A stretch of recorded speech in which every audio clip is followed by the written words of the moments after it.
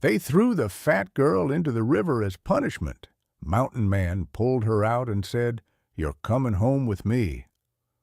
"Hold her under till the river learns her name," Judge Harlow barked, and the crowd laughed as if cruelty were a joke you tell in church clothes. On the shale banks of the Columbia, wind knifed through willow branches and slapped brown water into white teeth. 19-year-old Willow Green, wrists roped behind her back, stood barefoot in the mud, dress heavy with shame and rain. Big Tom, all grin and liquor breath, shoved her forward while Mrs. Pritchard clutched a ledger like scripture, swearing a stolen loaf was reason enough to drown a girl. They called it ducking. They called it law. They called her fat so they could call her less. The rope bit skin. The cold bit deeper. The river took her, and the world went black. Up was down. Breath was knives. Prayer was bubbles. They hauled her out coughing, then dropped her again and again until even the laughter sounded far away, like voices in a dream. Downstream, a lone fisherman looked up at the sudden churn of water. He saw a body tumble past, sodden, bound, already going under. He threw off his coat and dove. They said no one would risk their life for a girl like her. Do you believe them, wherever you're listening from? Or do you think one man could turn a river's verdict? When Willow woke, the world smelled of smoke and pine instead of river rot. The first thing she saw was firelight trembling on wooden walls. The second was a man kneeling beside her, broad-shouldered, hair dripping, eyes the green of moss after rain. His hands were calloused and gentle at once, wrapping a wool blanket tighter around her shoulders. "You're safe now," he said quietly. "You're at my cabin." Her lips trembled. "Am I dead?" "Not yet," he murmured, with a hint of a smile that wasn't quite joy. "Name's Ezra Wolf." Willow stared at the fire, trying to piece memory back together. The rope, the laughter, the cold river swallowing her screams. She shuddered. Ezra saw it and fed another log to the flames. "They tried to kill me," she whispered, voice rough as gravel. "For a loaf of bread. I didn't mean to steal it. I was just hungry," he finished for her. She looked up sharply, expecting judgment.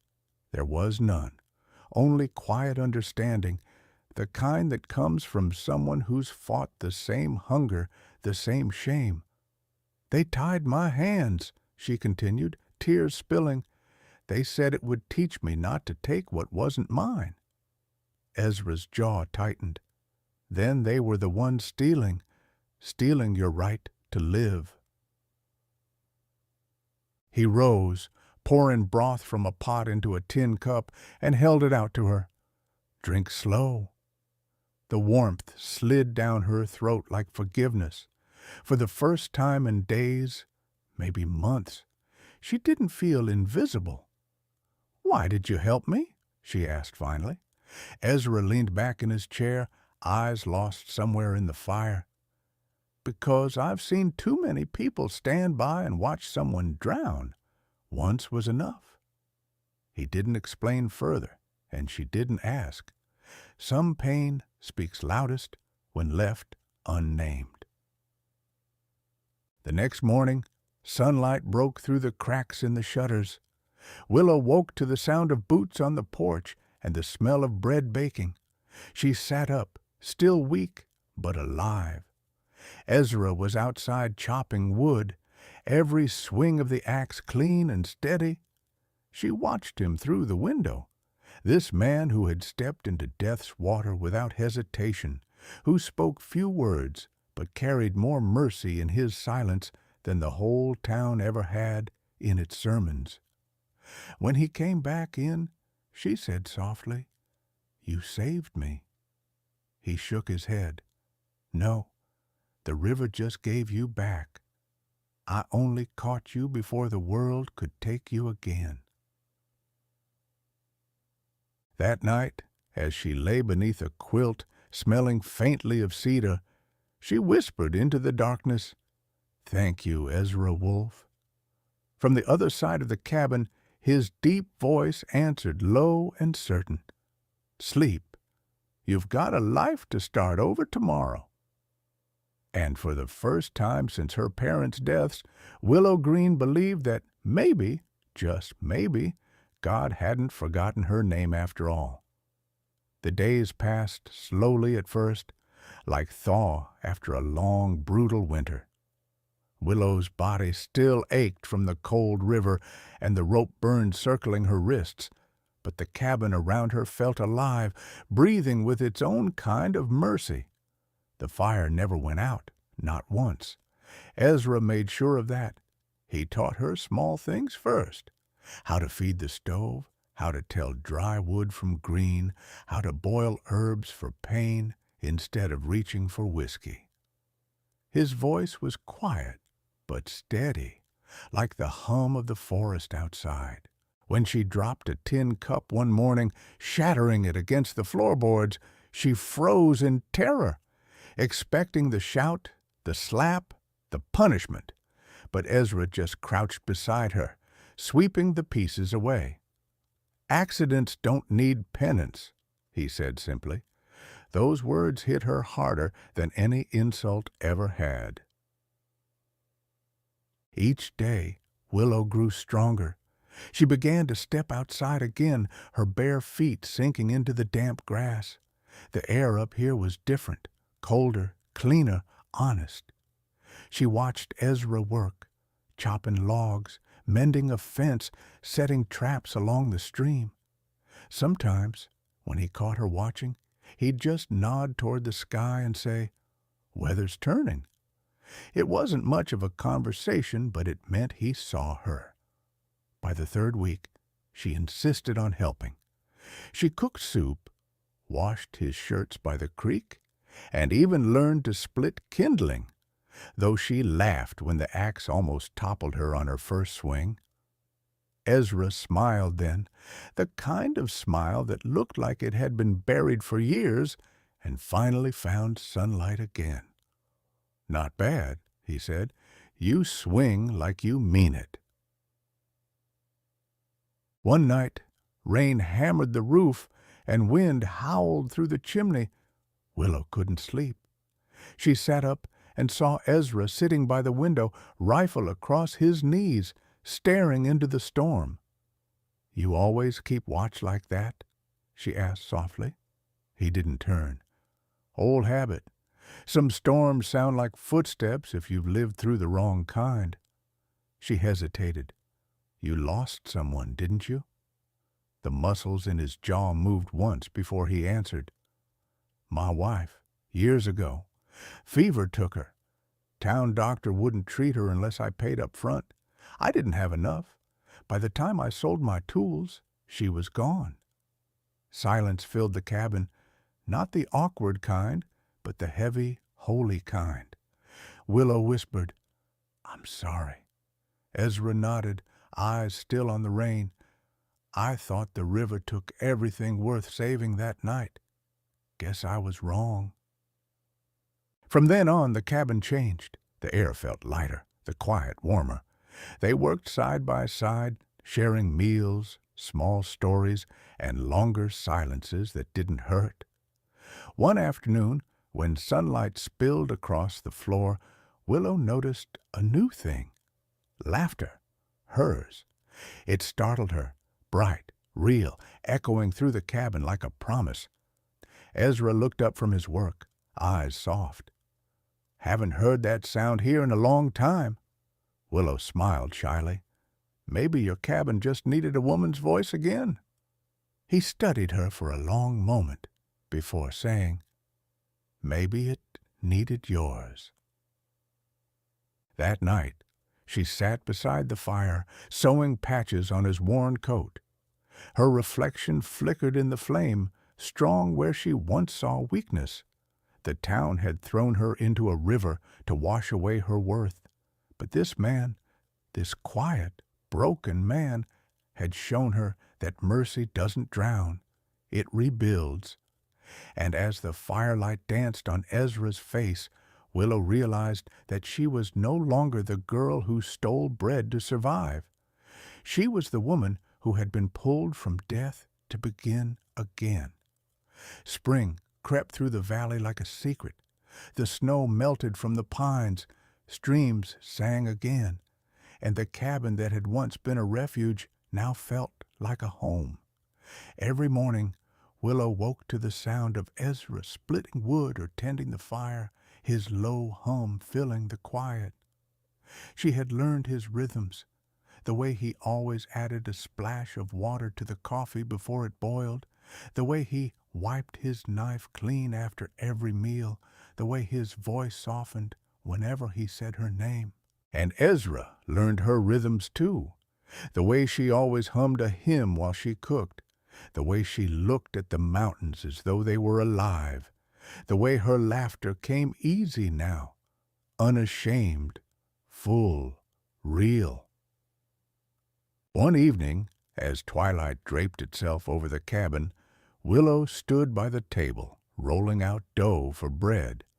Her hands were steady, her sleeves dusted white with flour.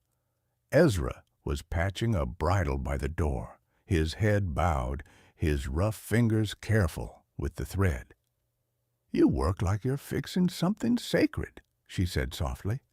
He looked up, the corner of his mouth curving. "Maybe I am." "Do you ever miss town?" she asked after a while. He shook his head. "I buried my past there. Nothing left to miss."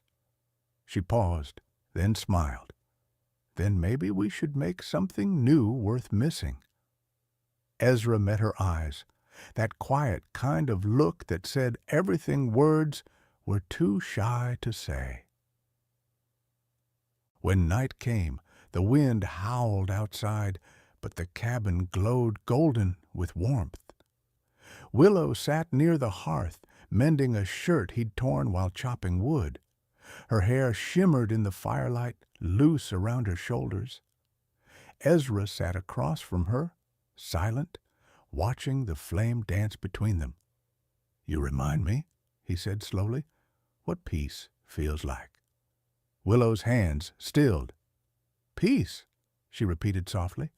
"I don't think I ever knew that word until now." "You do now," he said, his voice low. "You brought it here." As weeks turned into months, their small acts became confessions. Ezra built her a rocking chair from pine wood, carving her initials into the armrest. Willow stitched him a quilt from scraps of old shirts, saying each square was a piece of the life they'd survived. They never spoke of love, not yet. But it was there, in the way she poured his coffee first, in the way he placed his coat around her shoulders before she even asked. Sometimes, in the quiet of evening, they'd sit on the porch and listen to the river. Willow would rest her head against his shoulder, and he'd wrap an arm around her, rough hands gentle against her hair. "Do you still hate the sound of the river?" she asked once. He smiled faintly. "Not anymore. It brought you to me." She turned toward him then, eyes shining. "And you brought me back to life." That night, under the hush of rain on the roof, Willow dreamed of laughter, of a future with no ropes or judgment, only warmth, hands, and home. When she woke, Ezra was sitting near the fire, reading one of the few books he owned, the soft glow tracing the lines of his face. She whispered his name. He looked up, and something unspoken passed between them, fragile, eternal. It was no grand declaration, no fiery confession. It was simpler than that. Two broken souls had found their missing halves, not through passion, but through gentleness. And as the night deepened, so did their love, quiet, patient, unbreakable. By midsummer, peace had become a habit. The fields behind the cabin were full of wildflowers, the air sweet with pine and river mist. Ezra and Willow worked side by side, planting vegetables, mending fences, sharing laughter that once seemed impossible. But peace never lasts forever on the frontier. It has a way of drawing envy or vengeance. One morning, as Willow washed clothes by the creek, a shape moved through the trees. She looked up and froze. It was Big Tom, the brute who'd held her underwater. His grin was just as cruel, but now his eyes were full of something else, fear wrapped in rage. "Well, if it isn't the river rat who got away," he sneered. "Judge Harlow's been saying you're dead. Guess I can fix that mistake." Willow's breath caught. "You stay away from me." Tom stepped closer. "You made the judge look like a fool. He says the law still owns you, girl. You're coming back to face it." Ezra's voice cut through the clearing, calm but cold. "The law won't touch her again." He stepped from the shadows like the forest itself had sent him, rifle in hand, jaw set hard. The look in his eyes made even Big Tom hesitate. "You wolf?" Tom growled. "Heard about you. Crazy mountain man. Thinks he can make his own rules." "I don't make rules," Ezra said quietly. "I live by right and wrong. You're on the wrong side." Tom's smirk faltered. "Judge Harlow won't let this stand. She's his prisoner." Ezra's eyes turned to Willow. "She's no one's prisoner." Then back to Tom. "You tell your judge if he wants her, he can climb the mountain himself." Tom spat, retreating slowly. "You'll regret this, Wolf. The judge's got men, real men. They'll come for her, and for you." Ezra didn't answer. He just raised the rifle slightly, and Tom fled into the trees. That night, the cabin was quiet, the air heavy with dread. Willow sat by the fire, twisting the hem of her dress. "I knew this day would come," she whispered. "They won't stop until they destroy everything they can't control." Ezra placed a hand over hers, rough palm against trembling fingers. "Let them come. I've faced worse." "But I can't let you fight for me," she said. "You've already saved me once. I won't be the reason you die." Ezra met her eyes, calm as always. "You're the reason I live, Willow. If they want to take you, they'll have to go through me." 2 days later, Judge Harlow rode into the valley with 4 men, armed, bitter, certain of their righteousness.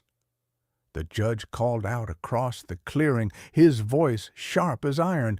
"Ezra Wolf, you're harboring a criminal. Hand over the girl, or we'll burn your place to the ground." Ezra stepped out onto the porch, unarmed this time, his voice steady. "You already tried to kill her once. You won't do it again." Harlow sneered. "You defy the law?"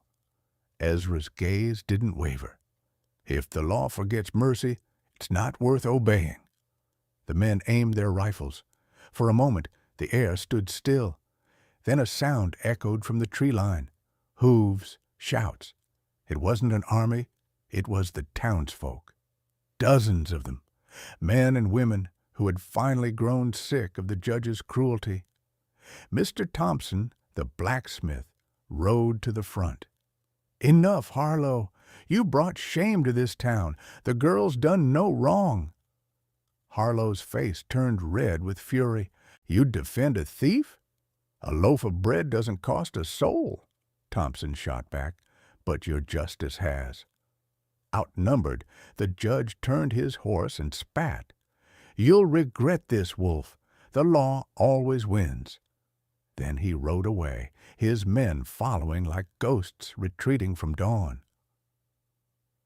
When silence returned, Willow stood frozen. Ezra reached for her hand. "It's over," he said softly. She looked at him through tears. No, it's just beginning. For a few blessed weeks after the confrontation, the valley was peaceful again. The townsfolk began to rebuild what the judge's tyranny had broken: trust, fairness, decency. Ezra and Willow spent those days mending fences, both literal and unseen. But Judge Harlow was not a man to accept humiliation. When tyrants lose power, they don't vanish quietly. They burn on the way down. Late one night, when the wind was howling across the mountains, a faint orange glow began to rise in the distance. Ezra stepped onto the porch and saw it. Fire. It wasn't the moonlight painting the trees, but the reflection of flames crawling through the forest. "The judge," he said grimly. "He's come back." Moments later, the sound of horses thundered through the darkness. Ezra grabbed his rifle, motioning for Willow to stay inside. But Willow, now stronger than the frightened girl he'd pulled from the river, shook her head. "I'm not hiding this time," she said. The two of them stood side by side as riders appeared, Judge Harlow and a handful of his loyal men, torches in hand, hatred in their eyes. "Step aside, Wolf!" Harlow shouted, dismounting. "You can't protect her forever. She's a thief, and you're an outlaw for harboring her." Ezra's voice was low, calm, unflinching. "You came here with fire. You'll leave with ashes." Harlow laughed cruelly. "You think this cabin will save you? I'll burn it to the ground with both of you inside." He hurled a torch onto the porch. The flames licked up the railing instantly. Ezra fired once. The torch exploded in a spray of sparks. "No," he said coldly. "You'll burn for your sins first." A gunfight broke out, sudden and violent. The night filled with thunder, muzzle flashes lighting faces twisted by rage and fear. Willow ducked behind the doorway, loading bullets just as Ezra had taught her. When one of Harlow's men tried to flank through the trees, Willow took a breath and fired. The man dropped instantly. Her hand shook, but her eyes didn't close. "You did what you had to," Ezra said, glancing back. Within minutes, it was over. Two men lay wounded, one dead. Harlow, clutching his bleeding arm, stumbled backward toward his horse. "You'll hang for this," he spat. Ezra lowered his rifle. "No, you'll ride away and never come back. The next time I see you near this valley, there won't be a warning shot." Harlow's eyes flickered between the rifle and the woman standing behind him, the woman he'd once condemned to drown. For the first time, he looked afraid. He mounted his horse and disappeared into the smoke. When the last echo of hooves faded, Willow ran to Ezra. His shoulder was bleeding, a grazing shot, but deep. She tore her apron and pressed it against the wound. "You're bleeding," she whispered, voice trembling. Ezra smiled faintly, his hand brushing her cheek. "I've bled before, never for someone who mattered this much." Willow's tears fell onto his hands. "You can't say that. Not when you've already lost too much." He met her eyes. "I didn't lose tonight. I chose to fight for something worth keeping." And in that moment, surrounded by smoke and stars and the smell of rain coming in from the west, Willow realized the truth. She wasn't just his redemption. He was hers. The law had abandoned her. The river had nearly claimed her. But love, steady, fierce, unyielding, had pulled her back to shore.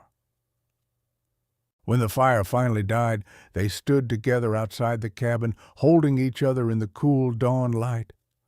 The forest was scarred, but the cabin still stood, blackened but unbroken. Ezra looked at her, voice soft but sure. "This place still stands," he said, "just like us." Willow leaned her head against his chest. "Then we'll rebuild it together." By the time autumn painted the valley in gold and crimson, Riverbend was no longer a place of fear. Judge Harlow had fled south, never to be seen again. The men who followed him either left or found honest work. The town, at last, began to breathe again. Ezra and Willow rebuilt the cabin together, one beam, one brick, one heartbeat at a time. The blackened wood was replaced by pine so fresh it still smelled of the forest. They worked side by side, her laughter filling the air, his quiet strength grounding it. Every evening, when the sun sank behind the ridge, they would sit on the porch, listening to the river. The same river that had nearly stolen her life now whispered softly, like an old friend keeping vigil. Willow planted a small garden by the water, tomatoes, beans, wildflowers that climbed the fence posts.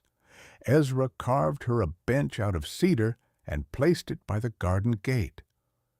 "For your morning prayers," he said. "I already pray every morning," she teased, "every time I see you alive." Ezra smiled.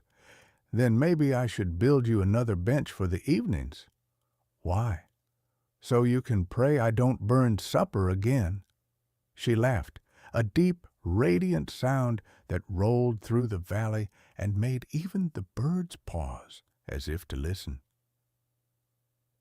That winter, the first snow came early. The world outside turned silent and white.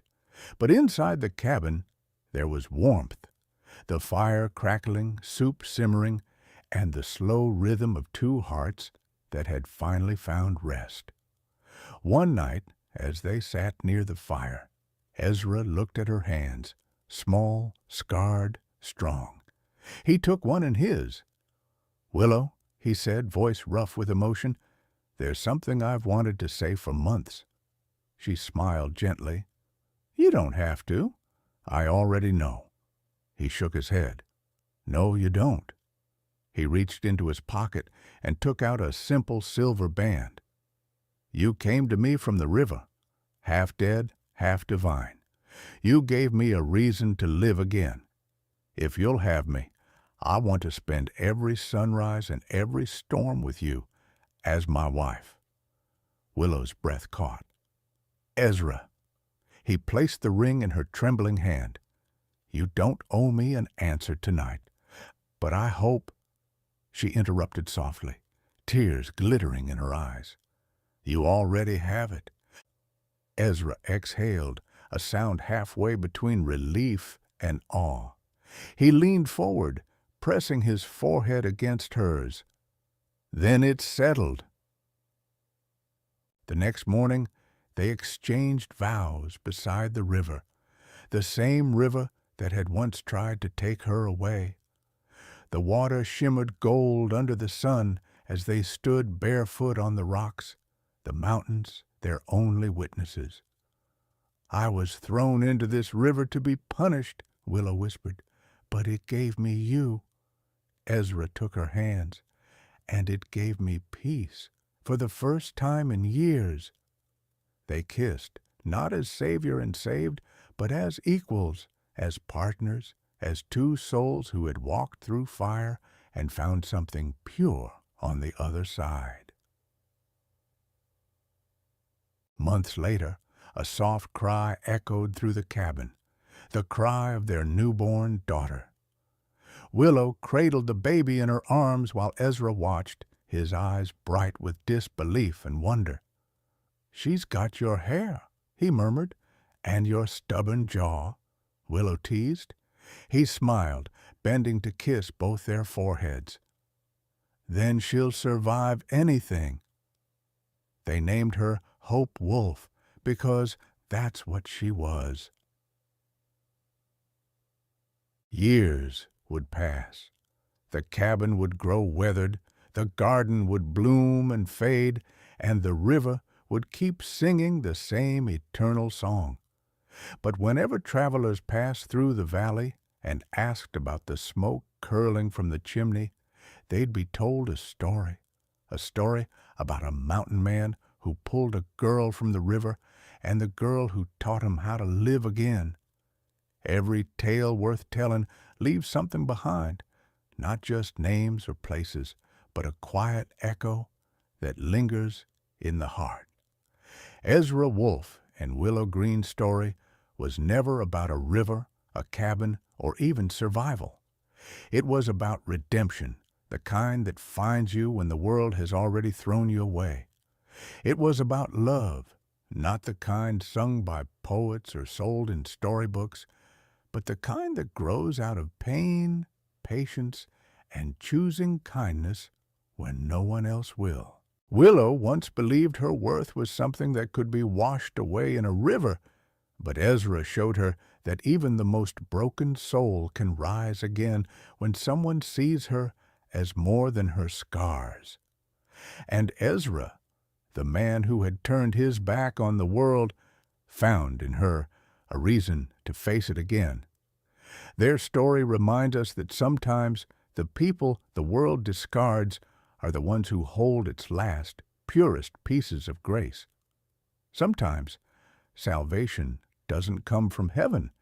It comes from another human being saying, "You deserve to live." Maybe you've known someone like Willow, or maybe you've been her, the one left behind, the one drowning in silence, the one everyone gave up on. If you have, then this story is yours too, because there will always be an Ezra somewhere, quiet, stubborn, and kind, ready to pull someone out of the water, and there will always be a river waiting to be crossed, a cabin waiting to be rebuilt, a love waiting to be chosen. So tell me, before this story fades into the night, where are you listening from? A quiet room, a noisy city, a mountain cabin that smells of wood smoke? Wherever you are, remember this: you're not too broken, too late, or too far gone to be loved again. Someone, somewhere, will look at you the way Ezra looked at Willow, not as a burden, but as a beginning. Because love, real love, doesn't rescue you once. It rescues you every day you let it.